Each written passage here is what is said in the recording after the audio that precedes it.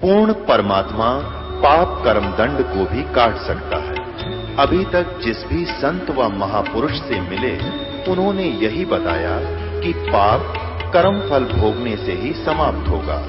वो प्रभु कौन है जो पाप कर्म को काट देता है, वो काल के बंधन से छुड़वा देता है, उसका क्या नाम है, पूजा की विधि क्या है?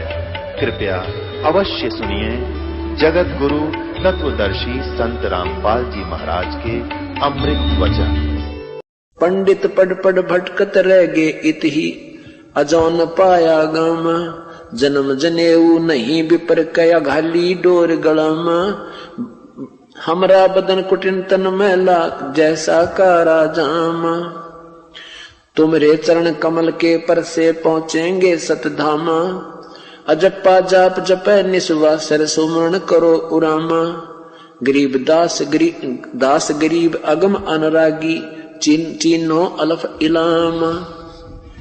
अब क्या बताते हैं परमात्मा कि जब हमें ये पूर्ण परमात्मा की महिमा समझ में आएगी तब हम इन रहस्य युक्त सदग्रंथों को समझ सकते हैं, क्योंकि हमें अभी तक पूर्ण रूप से तत्व ज्ञान नहीं प्राप्त हुआ और न ही ये सदग्रंथों का ज्ञान हमें इन अनजान लोगों ने दिया, क्योंकि इनको स्वयं ज्ञान नहीं था। इसलिए सारी महिमा श्री कृष्ण और विष्णु के ऊपर आधारित कर रखी थी। उसी का भ्रम खंडन करते हुए परमात्मा बताते हैं कि ये सब कबीर परमात्मा की ही रजा से उन्होंने ये सारे खेल किए थे। ये आपके कुछ दिनों बाद समझ में आएगी कहानी। क्या बताते हैं? बोले गुरुआ गर्भ न कीजय ताते पाहन कदे न रीजय, ये बाल मुकंद बोलत नाही लटक बिहारी लूटे, गुरुआ के सिर मार पड़ेगी थरा पेंडा कदे ना छूटे, गुरुआ के सिर फिरुआ फोड़ो गरते काट घसीटे, इसके पीटे पाप नहीं है इसको निश्चय पीटे। कैसे गुरु को जो गलत ज्ञान प्रचार करता है, इस शास्त्र विरुद्ध साधना करता है, कहते उसका जूते मार देता, कोई पाप नहीं, क्योंकि वो आपका पक्का दुश्मन है। इसी विषय में कह रहे हैं, या देवल में देव नहीं है पान पता से खाई, बिल्ली बीट शीश पर कीनी कुतरे ने धार लगाई। ये मूर्ति पूजा के ऊपर जीव को जहां बैठे हो तुम, इसमें कोई शक्ति नहीं है, ना कोई मुक्ति होती है। इसमें बिल्ली घूम रही है, कुत्ता उसके ऊपर पेशाब कर रहा है, और अगर वो परमात्मा होता उसमें तो कहते हैं बिल्ली देव बिडारत नाही, मूर्ति में कुछ खोरी, या देवा में अजमत नाही, कुत्ते की टांग क्यों ना तोड़ी। क्या कहते हैं कि अगर ये तेरे भगवान में शक्ति थी तो इस कुत्ते की टांग क्यों ना तोड़ दी जो उसके ऊपर पेशाब कर गया भगवान तेरे ठाकुर के ऊपर। अब पहले तो हमारे पूर्वज श्रद्धालु बहुत थे, डरने वाले थे परमेश्वर से, और इन नादानों ने उसका नाजायज फायदा उठा लिया। अब किसी ने कोई डला धर दिया, यो भगवान है, अच्छा जी आप जो कह रहे हो सही है गुरुदेव, क्योंकि गुरु के वचन की अवहेलना करना पाप होता है। लेकिन इन नादानों ने अंडोला बना दिया सभी का। मूर्ति कह नहीं श्रवण जिसमें गुरुआ घंट बजावे, उस मूर्ति का कान ना कोई आंख ना, और उसका आगे कहते तुम घंटी बजाने लग रहे हो, वो ना सुन सकता पत्थर, ना कुछ कर सकता तुम्हारा। खीर खांड का भोजन धर के अपन ही गुटकावे, कहते उस भगवान के नाम पर खीर खांड अच्छा बढ़िया भोजन बना के और भगवान का आगे का भोग लाऊं घंटी बजाऊं, उन्होंने कहा आप खावा, उसने नाम भगवान का लेता है। बैरागर की खान नहीं रे पाहन गाठी बांधे, या गुरुआ का लीतर लाओ ये गुरुआ सब आंधे। ऐसे गुरुओं का लीतर लाओ, ये निकम्मे तुम्हें बड़े उलझाए बैठे, तुम्हारे अनमोल जीवन को बर्बाद करें। ये सब अंधे गुरु हैं जो गलत साधना शास्त्र विरुद्ध साधना बताते हैं। जड़ के आगे चेतन नाचे अंधे कूदे गावे, गरीब दास इस पूजा से तीन नर पत्थर हो जावे। कितनी प्यारी कहानी बताते हैं कि जड़ के आगे नाचे कूदे और गावे, इस पूजा से कहते नर भी पत्थर हो जाते हैं। यही कारण है कि बेचारे भक्तिहीन हो जाते हैं, भावना रही को नहीं, ना उनके कोई काम ठीक से हुए, और अब गुटी सूटी लाने लगे, आपस में खेचा तानी, लड़ाई झगड़े, पत्थर हो गए। अब किसी की मानते नहीं। ये बताते हैं, गुरुआ गाम बिगाड़े संतो गुरुआ गाम बिगाड़े। इन गुरुआ ने गांव बिगाड़ दिए, इन कम्या ने गांव में बैठे हैं, करा कितना डबो में बैठे हैं।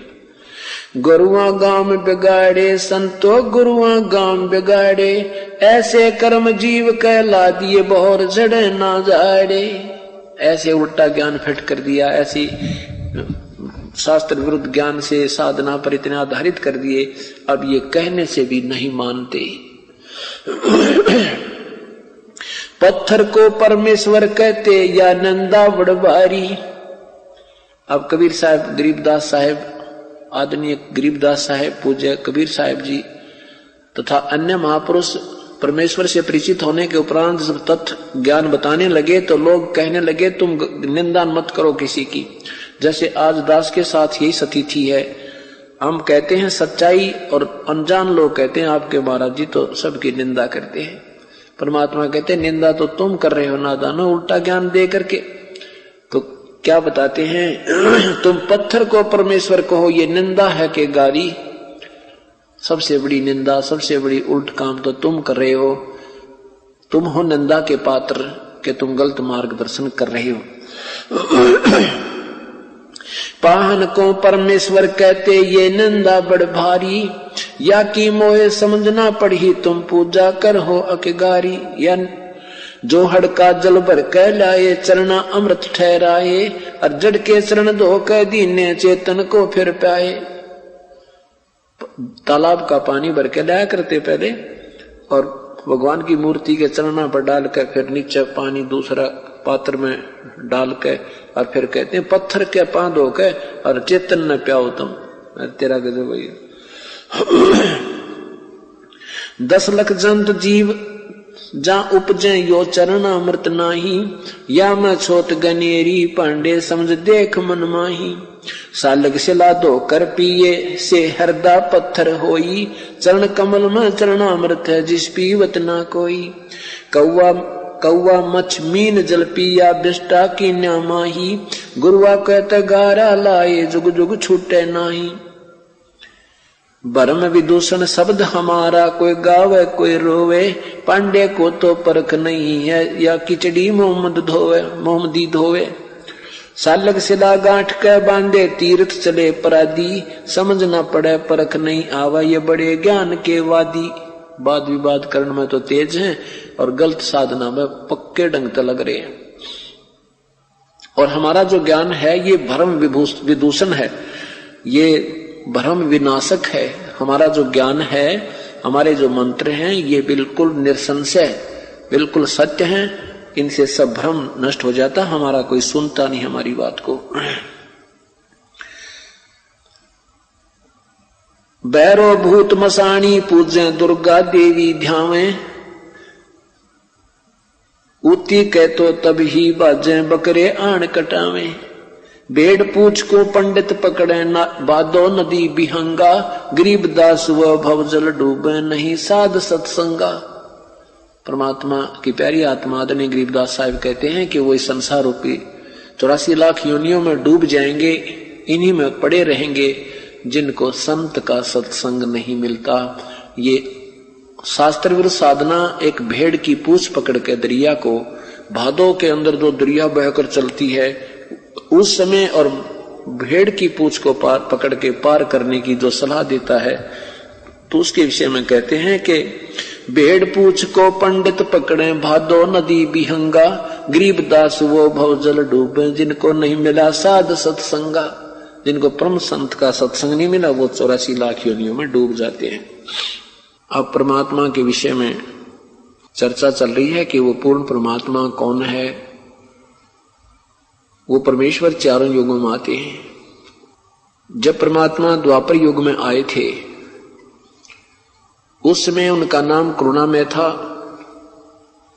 और परमेश्वर के शिष्य एक सुदर्शन नाम के शोपच अर्थात वाल्मीकि वाल्मीकि जाति में उनका जन्म था, वो प्यारी आत्मा परमेश्वर की सच्चे सस बने। और एक इंद्रमती नाम की चंद्र विजय राजा की पत्नी थी द्वापर युग में।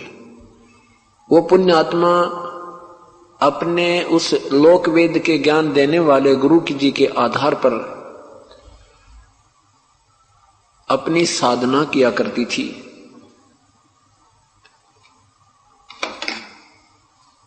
गुरुजी ने, उसके गुरुदेव ने बता रखा था कि व्रत उपवास करना,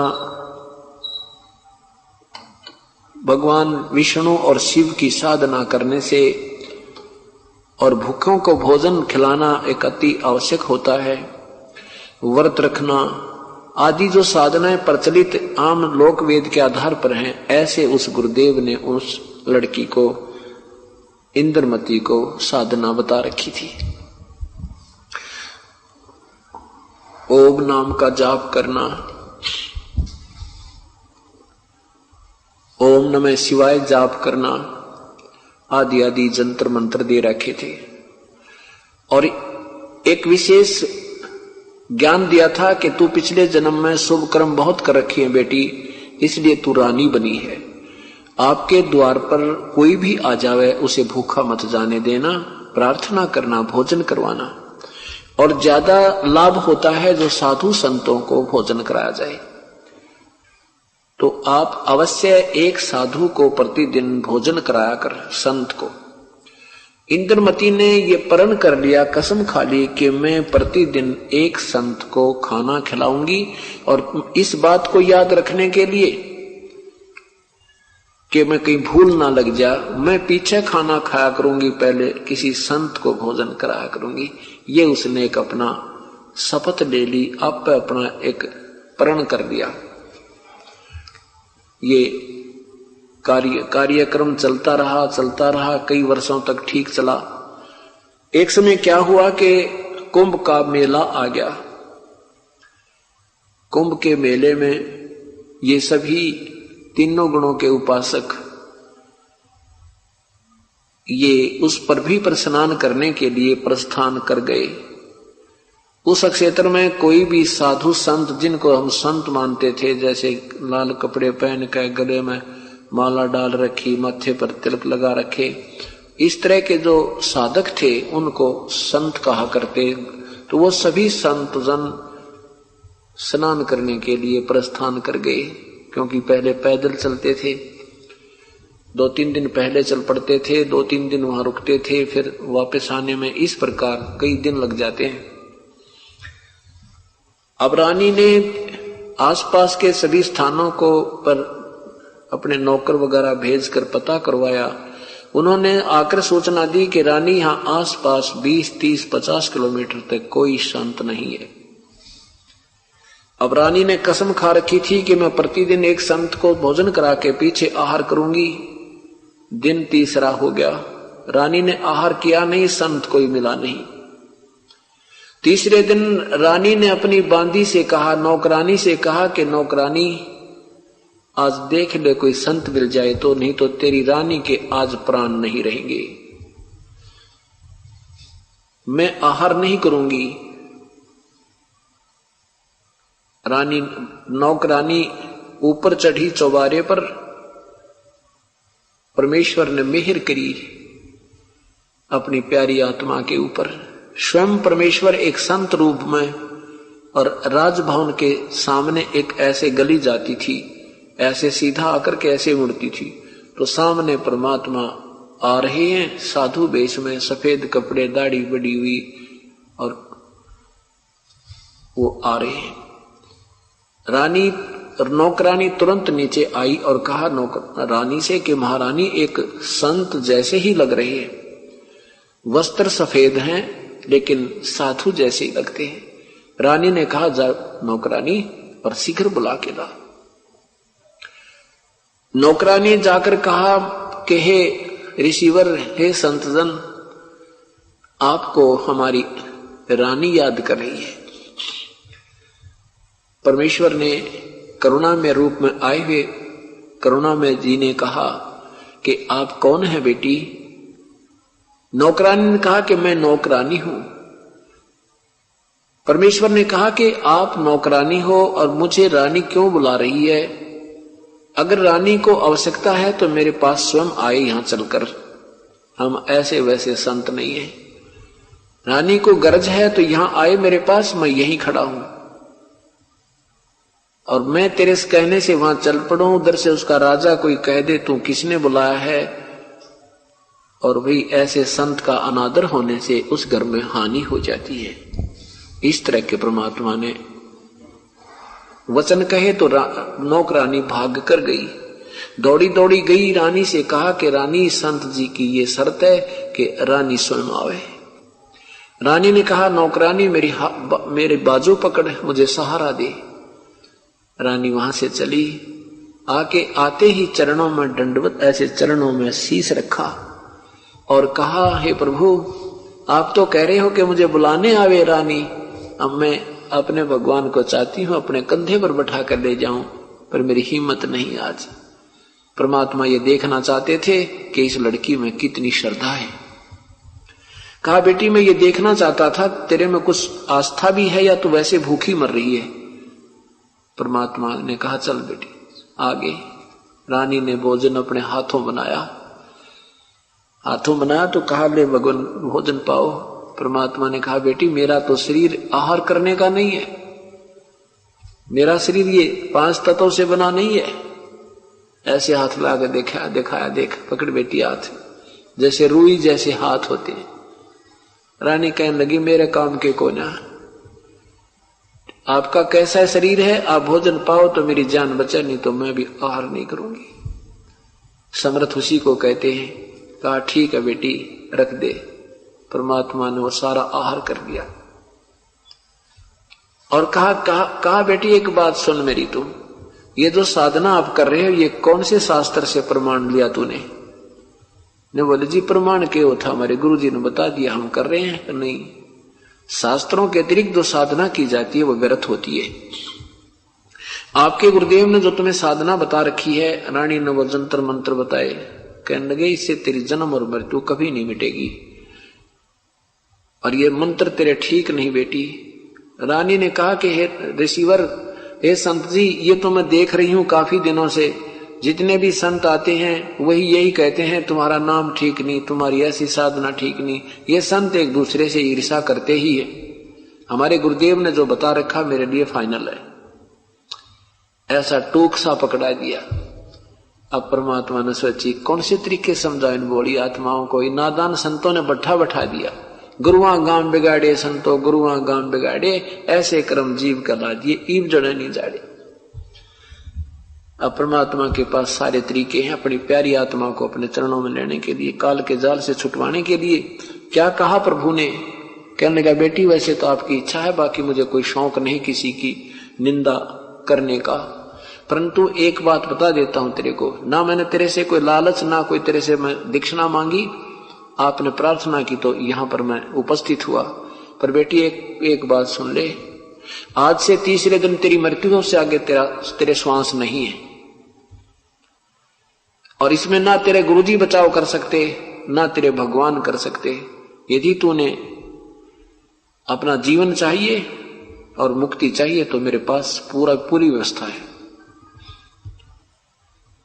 अब रानी ने सोची सचमुच ये महापुरुष, इनका शरीर भी कुछ और ही तरह का है और अपनी मृत्यु का नंबर आवना तब ये भूल जाता है इंसान कौन क्या है। और उस समय संतों की बातों पर विश्वास बहुत किया जाता था कि संत के वचन खरे पूरे निकल जाते हैं। अब रानी ने सोचा कि हे भगवान फिर मुझे क्या करना होगा मेरी जीवन रक्षा के लिए, कि आपने मेरे से दीक्षा लेनी होगी और साधना सब त्याग देनी होगी और उस पूरे गुरु में आस्था नहीं रहनी चाहिए तेरी। एक का साध्य सब सदै, सब साध्य सब जा, दो पैर दो घोड़ों दो नौकाओं पर पैर नहीं रखना चाहिए। अब एकदम ये सारे काम क्यों कर हो? परमात्मा ने कहा रानी बड़ी असमंजस में पड़ गई कि वो गुरुदेव तो मुझे बहुत दिनों से मैं उसे परिचित हूं, अब उनको कैसे क्या कहूंगी। मन में बहुत बहुत शंकाएं, काल का जाल बहुत फैला हुआ है, लोग लाज शर्म बन जाती है। परमात्मा कहते हैं यही तो तुम्हें डबो रही है, यही जब तक तुम बिल्कुल एक तरफ नहीं होगे ये काल का ये जाल हटेगा नहीं भाई, दोगला चालोगे तो कति मदद हमारे से नहीं मिलेगी, दो तरफा नहीं चलना। परमात्मा काफी देर बैठे रहे, रानी बिल्कुल असमंजस में पड़ गई, बहुत ज्यादा गहराई से सोचने लगी उस गुरुदेव को कैसे जवाब दूंगी। परमात्मा कहा ठीक है बेटी मैं चलता हूं, अंतर्यामी सारी जाने थे इसमें के उथल पुथल हो रही है। तो रानी चरणों में गिर गई, कहने लगे भगवान जो तुम कहोगे मैं वही करूंगी, मेरी जान बच जावे। अब ठीक है उपदेश ले।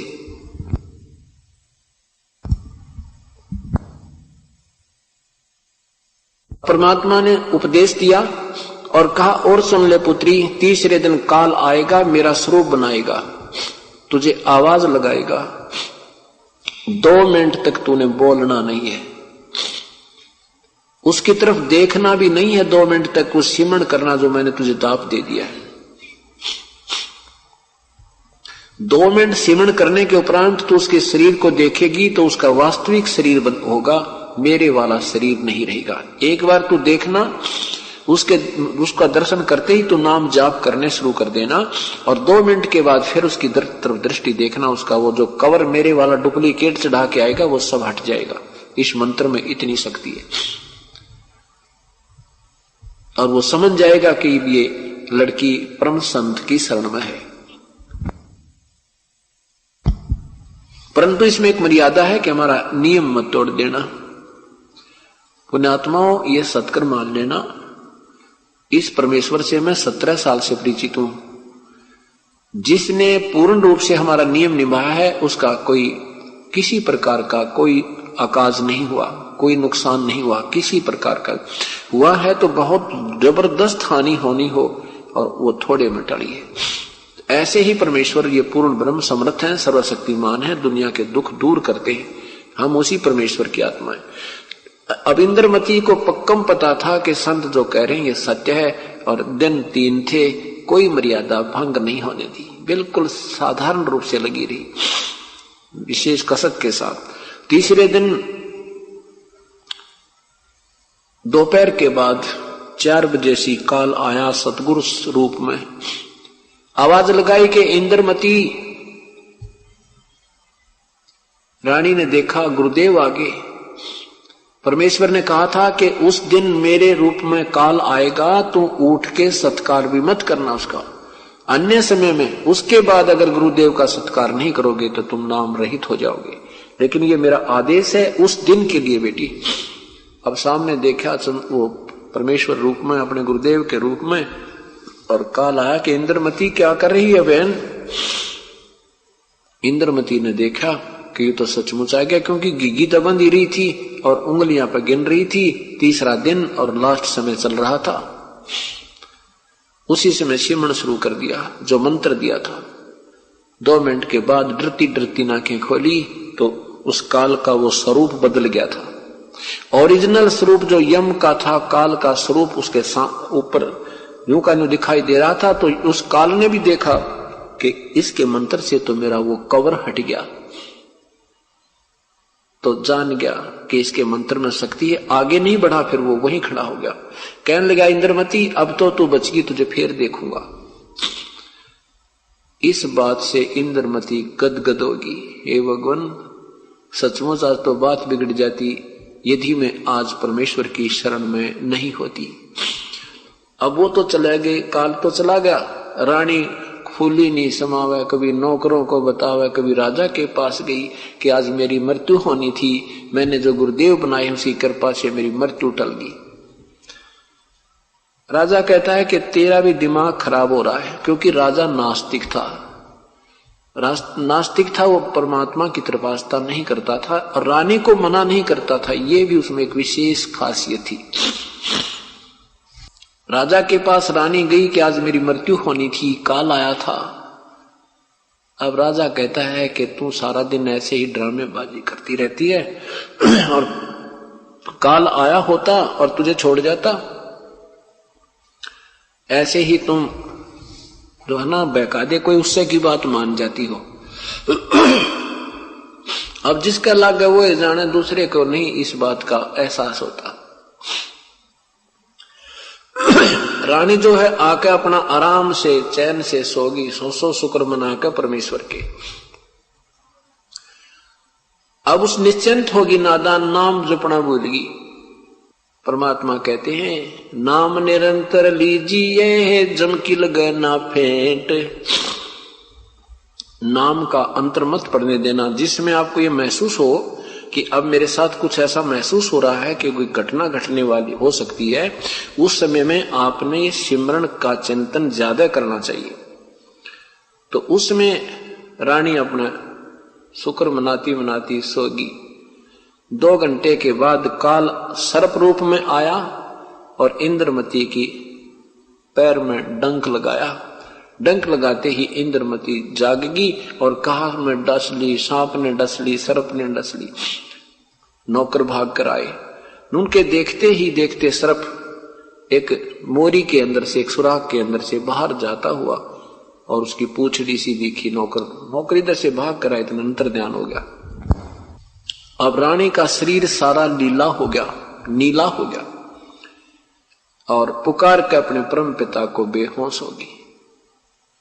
इतने में परमेश्वर आए, राजा आ गया, सारे कुछ इकट्ठे हो गए और परमात्मा ने अपना एक जंत्र वैसे लोग दिखाने के लिए एक शब्द बोला और लड़की को जीवित कर दिया। बोलो सतगुरुदेव की जय। अब रानी से कहा कि बेटी आज मेरी शरण में नहीं होती और तू मेरे हर नियम का पालन नहीं करती, यदि तू आस्था जरा से भी तेरे पूर्व गुरु में रख लेती तो भी आज तेरी मदद मैं नहीं कर पाता। बेटा ये नियम होता है। अब दिन थोड़े थे, सूचना पूर्व थी, इसलिए रानी ने कति श्रद्धा किसी में नहीं बनी। यह सत्कर्माना अपना जरा सा भी कोई भावना किसी अन्य संत में हम होगी तो अंतर्यामी है, पति भरता पद से हम गिरते ही मालिक साथ नहीं देगा। हम गुरु भरता पद से गिर जाएंगे तो भी परमात्मा आपकी कति मदद नहीं करेगा। हम इसलिए यहाँ फंसे रहते हैं, हम इन नियमों का पालन ढंग से नहीं करते और मर्यादा बिना बात बने नहीं। अब परमेश्वर ने कहा कि बेटी अब तू चाहेगी ना तब तेरी मृत्यु होगी, चिंता मत करना, पर नियम मेरे सारे निभाना। अब तो उसको पता लग गया मेरी तो बात बिगड़ गई थी। वो पहले वाले गुरुजी आए, दूर रोटी खवाई और जाओ, चवन्नी नहीं दी उसको खाना। परमात्मा ने कहा आपके द्वार पर कोई भी आवे खाना खिला दीजिए, लेकिन जो गुरुद्रोही हो जाए उसको खाना भी नहीं देना चाहिए, वो पागल कुत्ता हो जाता है। ये सत्कर्माना जो गुरुद्रोही हो जाता है आपके गुरु का विमुख होकर के, और फिर वो क्या करेगा, आपके घर बैठेगा, आपकी गुरुदेव के बारे में को 19-21 कहेगा, आपकी भावना खराब कर देगा। वो पागल कुत्ते की तरह आपको भी पागल कर देगा, आपको डंक लगा के। और उसको साफ बता देना तेरे गुरुजी को कि मैंने अपना गुरुजी बना लिए हैं, आपका मेरा नाता खत्म है। अब वो पहले जो गुरुजी बना रखा था वो आया लठोड़ी लेके, ठीक है, आगे बैठ गए, आदर किया, जलपान कराया और स्पष्ट बता दिया जी मेरे साथ ऐसे ऐसे घटना घटी है, मैंने गुरुजी अपने पूर्ण संत से नाम उपदेश ले लिया। वो समझदार होते थे, पहले के संत इतने नहीं गिरे थे जो आज गिर चुके हैं। उसने कहा बेटी बहुत अच्छा किया आपने, क्योंकि हाँ रानी ने उन प्रसन्न किया उससे कि आप यहां तक ज्ञान देते थे, मुझे ऐसा ज्ञान मिला है। तो संत ने कहा बेटी मुझे आगे का कोई ज्ञान नहीं है, मैं आपको ब्रह्म नहीं डालना चाहता, और बहुत अच्छा हुआ आपने परम संत से उपदेश मिल गया, मुझे कोई नाराजगी नहीं है। वो अपना चला गया उठ के। तो ऐसे हमने अपना पीछा छुटवाना है काल के दूतों से, किसी से कोई लाज शर्म नहीं करनी, हमने कति एक तरफ होना होगा। अगर डुप्लीकेट काम करोगे तो डुप्लीकेट लाभ मिलेगा, चाहे आप ऊपर तक कितना ही भगत बने दिखते रही हो, अंदर से जरा सा भी खोट हो गया मालिक मदद नहीं करेगा। इस मार्ग से मैं खूब परिचित हूं, और आज ये जो है 11वां वर्ष लग गया दास ने उपदेश देते ने, और सबको यही इंस्ट्रक्शन पहले से देता रहा। जो इसके ऊपर खड़े हैं आज उनके ऊपर जरा सी भी आँच आई होता है, और आई है तो को बहुत भयंकर करड़ाई को थोड़े में टल जाती है। अब क्या किया कि परमेश्वर ने से इंद्रमती ने कहा है प्रभु ये मेरा पति है ना, बहुत अच्छी आत्मा का आदमी है, पर पता ना इसकी कौन सी उल्टी बुद्धि अड़गी, ये राम नाम न मानता है कोई ना, और मुझे मना नहीं करता। आप दया कर दो।